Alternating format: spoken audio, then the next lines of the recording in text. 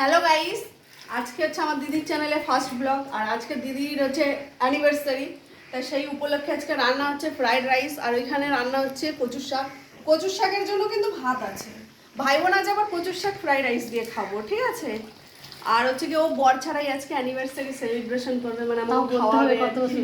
হ্যাঁ, ও 12 বছর, ওর বয়সের সাথে কিন্তু 12 বছর কাটাই দিয়েছে, কিন্তু প্রত্যেক বছর অ্যানিভার্সারি আছে একা একা, তাই তো।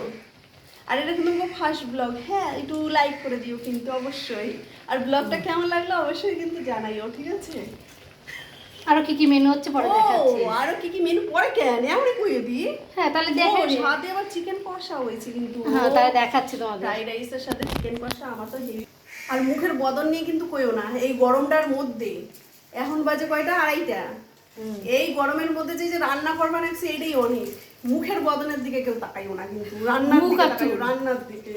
আজকে রান্নাগুলো কিন্তু পরে কিসে দেখাবো, এটা যদি ভালো পাই রেসপন্স। না সরি, বাঙাল মানুষ বাঙাল ভাবেই কথা বলতে হবে। সরি, ঠিক আছে, তারা